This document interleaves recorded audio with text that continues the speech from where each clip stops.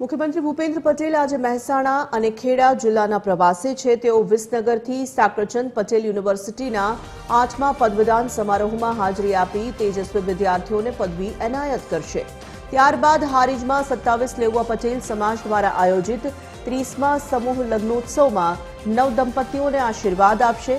પ્રવાસના અંતિમ ચરણમાં મુખ્યમંત્રી ફાગવેલ ખાતે ખેડા જિલ્લાના વિવિધ વિકાસ કામોનું લોકાર્પણ અને ખાતમુહૂર્ત કરશે, જેમાં નવરચિત તાલુકા ભવનનો પણ સમાવેશ થાય છે। આ પ્રવાસ શૈક્ષણિક, સામાજિક અને માળખાગત વિકાસના ત્રિવેણી સંગમ સમાન બની રહેશે। Associate editor Arun Shah phone line પર જોડાઈ ચૂક્યા છે। અરુણ, આજે મુખ્યમંત્રી મહેસાણા અને ખેડા જિલ્લાના પ્રવાસે છે, શું વિવિધ કાર્યક્રમોમાં તેઓની ઉપસ્થિતિ રહેવાની છે?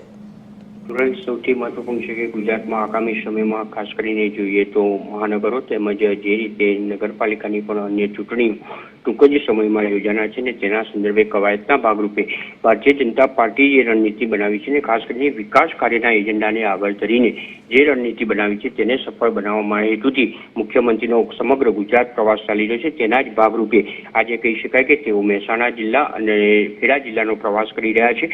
સૌથી મહત્વપૂર્ણ રીતે લોકાર્પણ કાર્યક્રમ તેમજ સાથે સાથે જોઈએ તો વિકાસ કાર્યોને વધુને વધુ લોકો સુધી પહોંચે, સરકાર લોકો સુધી પહોંચીને તેના લાભ લોકો મહત્તમ રીતે લઈ શકે તે પ્રમાણેનું આયોજન કરવામાં આવ્યું છે। એટલું નહીં પરંતુ ખાસ કરીને સમૂહ લગ્નોત્સવ સહિતના સામાજિક કાર્યક્રમોમાં પણ મુખ્યમંત્રી ભૂપેન્દ્ર પટેલ હાજરી આપી રહ્યા છે।